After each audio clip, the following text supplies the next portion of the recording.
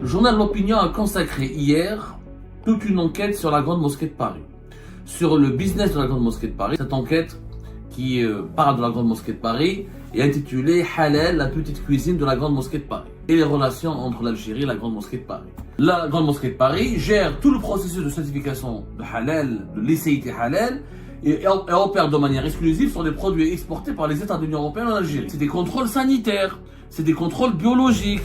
Dans un laboratoire, il faut des spécialistes pour voir s'il y a c'est halal ou pas halal. Pas de contrôleurs qui se rendent sur les lieux de production. Parmi les collaborateurs et externes, le recteur de la Grande Mosquée de Paris mentionne simplement le laboratoire biométrique, un laboratoire qui s'appelle Biometrio. Même en faisant des analyses poussées sur les échantillons de produits que la mosquée dit lui fournir, peut difficilement garantir leur licéité religieuse. Société fait à trois travailleurs. Elle travaille qu'avec un seul laboratoire que personne ne connaît, donc on ne connaît même pas les références de ce laboratoire. Et c'est avec un laboratoire et 3 employés que sa société privée doit contrôler toutes les millions d'euros de marchandises. Comment 3 personnes et un laboratoire peuvent garantir que ces produits sont halal? C'est pas possible, c'est humainement impossible. Le journal L'Opinion a consacré hier toute une enquête sur la Grande Mosquée de Paris, sur le business de la Grande Mosquée de Paris. Ça a été publié hier le 20 janvier 2025 sur son site internet et aujourd'hui le 21 janvier 2025 sur l'édition papier de L'Opinion. Vous pouvez d'ailleurs, les Algériens qui sont en France peuvent acheter le journal L'Opinion et ils peuvent le lire, etc. Cette enquête qui parle de la Grande Mosquée de Paris est intitulée Halal, la petite cuisine de la Grande Mosquée de Paris et les relations entre l'Algérie et la Grande Mosquée de Paris. Cette enquête très intéressante confirme, pour ne pas dire elle reprend, mais surtout elle confirme, parce que j'ai échangé avec le journaliste qui a réalisé cette enquête, M. Antoine Oberdorf. On a eu beaucoup d'échanges ensemble, il m'a demandé mon avis, il a confirmé certaines informations avec moi et je l'ai encouragé à approfondir son enquête. Il a eu beaucoup plus de temps que moi, et beaucoup plus de moyens surtout, mais son enquête a confirmé exactement ce que j'avais révélé le 14 novembre 2024.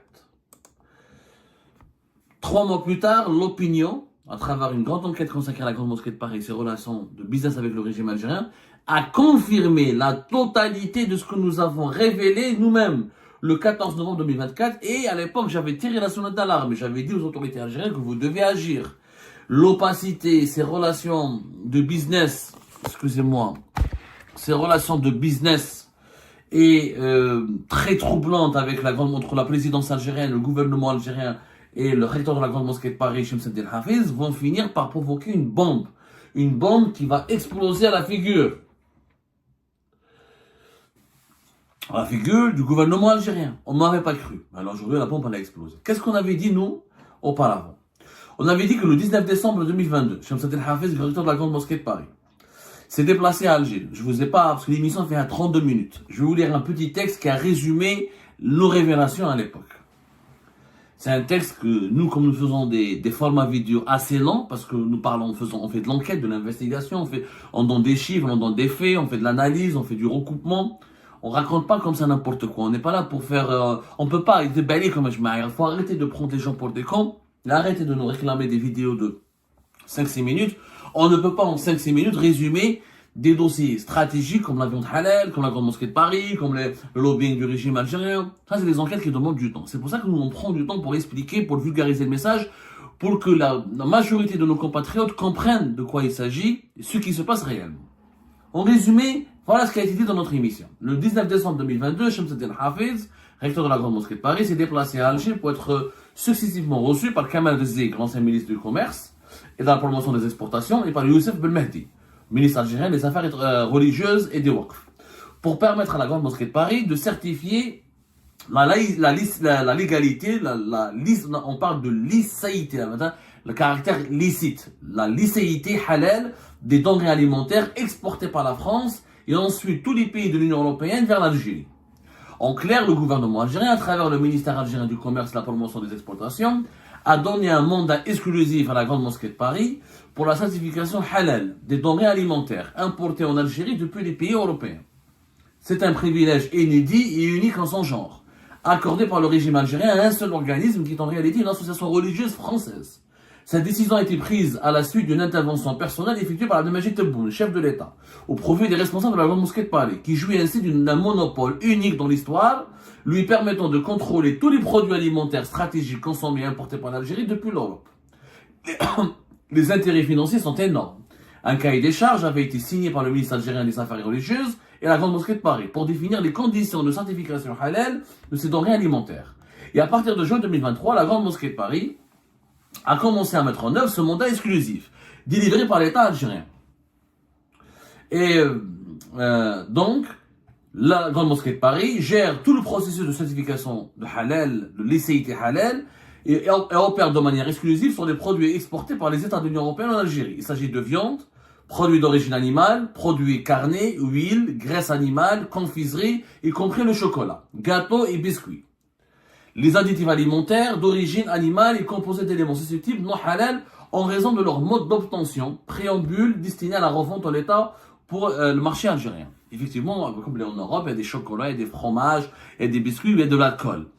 L'État algérien, non seulement il a demandé à la Grande Mosquée de Paris de certifier, de vérifier la conformité avec le rite halal musulman de toutes les viandes que l'Algérie achète depuis l'Europe, mais aussi les gâteaux, les chocolats, les fromages, les boissons, tout ce qui est produit alimentaire où il y a une possibilité, où il y a un risque d'avoir de l'alcool ou un élément non halal, la Grande Mosquée de Paris doit le certifier. S'il n'y a pas la certification de la Grande Mosquée de Paris, les entreprises européennes, françaises et européennes, pas uniquement françaises, ne peuvent pas exporter ou la commercialiser leurs produits en Algérie. C'est un business qui est énorme. Pour gérer ce business florissant, générant des revenus considérables en plusieurs millions d'euros, les responsables de la Grande Mosquée de Paris ont recouru à un montage troublant et opaque. Algérie Part a découvert au cours de ses investigations que ce marché de certification halal des produits de consommables et non consommables exportés vers l'Algérie n'a pas été accordé par l'État algérien à l'association religieuse de la Grande Mosquée de Paris, mais bien à une société privée. La Grande Mosquée de Paris, ils ont créé une société privée qui s'appelle la SAS GMPCH, la Grande Mosquée de Paris Certification Halal. C'est une société privée qui s'appelle Grande Mosquée de Paris Certification Halal, qui a été créée fin décembre 2022. Et dont le recteur de la Grande Mosquée de Paris, Shamsuddin Hafiz, et Mohamed Louennouri, son directeur général et son bras droit, sont les bénéficiaires effectifs de cette société privée.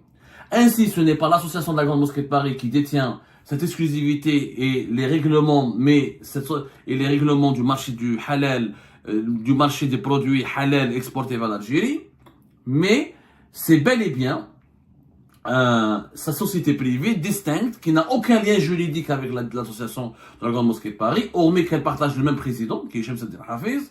Et c'est cette société Ejma, le montage, ils ont fait un montage très sophistiqué, on l'a expliqué dans notre émission. Elle permet l'exclusion de la Grande Mosquée de Paris. Et les Shamsuddin Hafiz et Mohamed Louennouri, son bras droit, sont les véritables bénéficiaires de cette gestion. Ils adoptent une gestion très souple des fonds de cette entreprise. Et ils sont les véritables bénéficiaires de cette entreprise. Et on ne sait même pas comment ça marche. Comment cet argent, où est-ce qu'il va, à quoi il sert, qu'est-ce qu'il a financé quoi. Et nous avons fini à notre conclusion que cet argent, il est potentiellement celui qui a permis de financer la campagne du deuxième mandat de Tebboune sur le territoire français. Puisque en août, juillet et septembre 2024, c'est la Grande Mosquée de Paris, à travers son association AOSIR, qui a été à l'origine de l'organisation des plus importants meetings de la campagne du deuxième mandat d'Abdelmajid Tebboune en France. Et nous avons lâché cette bombe qui a effectivement suscité beaucoup de réactions. On avait même écrit à l'époque à la Grande Mosquée de Paris, 2 jours auparavant, pendant 48 heures auparavant, on leur a demandé des explications, on leur a posé des questions, on leur a demandé des éclaircissements sur la gestion de cette entreprise privée, sa relation avec la Grande Mosquée de Paris, le régime algérien, la campagne de Tebboune pour le deuxième mandat. On n'a reçu aucune réponse, du mépris. Bien sûr, Shamsuddin Hafiz, quand Abdou Sammar ou un journaliste algérien l'appelle, il ne répond pas. Mais quand il s'agit d'un journaliste français qui s'appelle Olivier ou Michel, M. Shamsuddin Hafiz répond. La preuve, dans l'édition de l'opinion, qu'est-ce qu'ils ont fait? Ils ont fait exactement ce que nous avons dit. La Grande Mosquée de Paris a organisé avec l'appui des autorités algériennes un système monopolistique de certification halal qui s'apparente à une taxe obligatoire appliquée à l'ensemble des produits de l'Union européenne exportés vers l'Algérie. Une activité rentable qui a remporté plusieurs millions d'euros en 2024. Les autorités françaises n'ont pas été informées d'un mécanisme pourtant destiné officiellement à financer le culte musulman en France, mais dont la destination des fonds reste floue. c'est les deux journalistes de l'opinion, Antoine Oberdorf et Emmanuel Ducrot. C'est eux qui ont fait l'enquête et qui reprennent donc et qui confirment les mêmes éléments que nous avons avancés. Il n'y a absolument rien de nouveau. La seule chose qui est nouvelle, c'est que Homa, ils ont contacté l'administration fiscale, ils ont demandé, ils ont obtenu des chiffres, voilà. Par exemple, ils ont planché, ils ont parlé, ils ont sorti un chiffre de 2,5 millions d'euros pour l'année 2024. Pour l'année 2025, ils ont obtenu des prévisions qui parleraient de 5 millions d'euros que cette société française va ramener aux responsables de la Grande Mosquée de Paris. Et donc, comment on appelle ça? Donc, ils ont donné plus de chiffres que nous. Ils ont obtenu plus, voilà, selon les données transmises, je cite l'enquête de l'opinion, selon les données transmises par l'administration fiscale, le chiffre d'affaires de cette société privée s'élève à 1,5 million, à 1,7 million d'euros pour l'année 2023, avec un résultat d'exploitation de 1 million d'euros. La société fait valoir qu'il ne s'agit que d'un demi-exercice, parce qu'ils ont commencé à travailler à partir de juin 2023. Pour 2024, ça c'est l'année 2023. Pour 2024, les services de comptabilité de la Grande Mosquée de Paris annoncent un chiffre d'affaires qui devrait avoisiner 5 millions d'euros. Par extrapolation, cela donnera donc 2 900 000, presque 3 millions d'euros de résultats d'exploitation en 2024. C'est de l'argent qui rentre dans les caisses de la Grande Mosquée de Paris, qui est une association française. Je dis bien, elle n'est pas liée à l'Algérie. Elle est liée à l'Algérie, c'est l'Algérie qui la sponsorise, qui la finance. En plus de la subvention accordée par l'État algérien, qui est évaluée à presque 2 millions d'euros, l'Algérie, l'État algérien, la présidence de la République a permis à cette association française de créer, pas à cette association, aux responsables de cette association française, dont le recteur de la Grande Mosquée de Paris, Shamsuddin Hafiz, de créer une société privée et donc de gagner, de générer les 5 millions d'euros en 2024 avec un résultat d'exploitation, c'est-à-dire un bénéfice de presque 3 millions d'euros. Le problème, cette enquête confirme ce que nous avons dit, cette société, elle ne fait pas son travail, elle n'a pas de salariés. Elle n'a absolument pas de salariés, elle a à peine 3 salariés. Déjà, pourquoi, on s'est interrogé à l'époque, pourquoi l'État algérien donne le monopole à la Grande Mosquée de Paris? Pourquoi c'est pas une société algérienne qui ferait la certification halal? Parce que le problème n'est pas dans la certification halal. Même les pays du Golfe exigent, par exemple, aux entreprises européennes et françaises d'avoir un label halal et de certifier leurs produits halal avant de les exporter vers leur pays. Ça, c'est logique. Le problème n'est pas là. Le problème, il est au niveau du monopole. Pourquoi ce monopole? Et pourquoi c'est à la grande, et pourquoi c'est pas la Grande Mosquée de Paris en tant qu'association?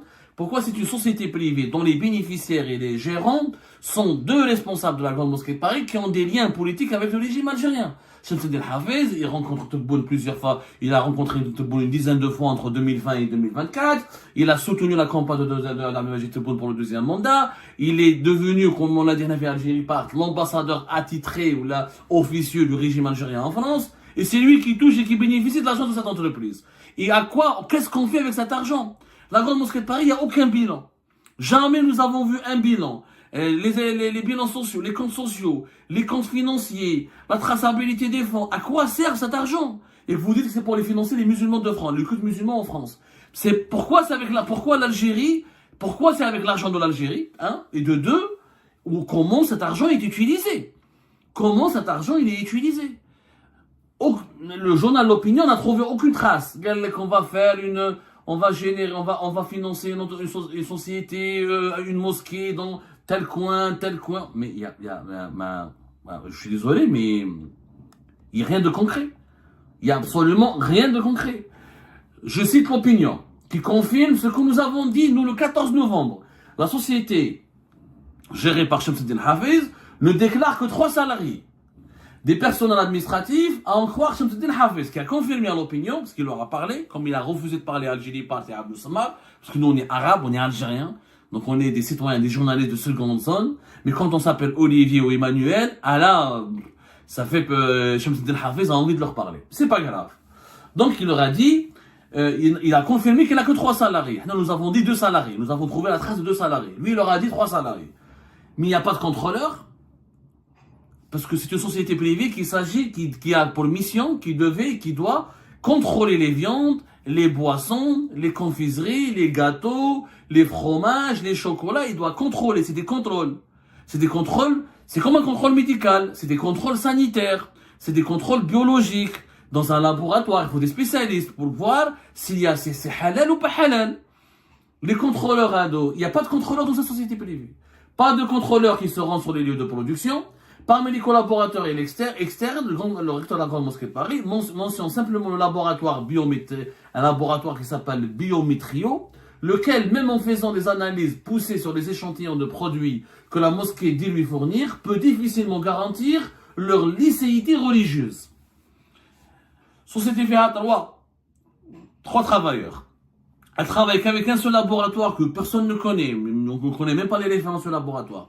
Et c'est avec un laboratoire et 3 employés que cette société privée doit contrôler toutes les millions d'euros de marchandises agroalimentaires, dont les viandes, les fromages, les chocolats, les boissons, les confiseries, que l'Algérie doit importer depuis l'Union européenne. Comment 3 personnes et un laboratoire peuvent garantir que ces produits sont halal? C'est pas possible. C'est humainement impossible. Il faudrait que cette entreprise privée emploie ses propres contrôleurs. Il faut une dizaine de contrôleurs.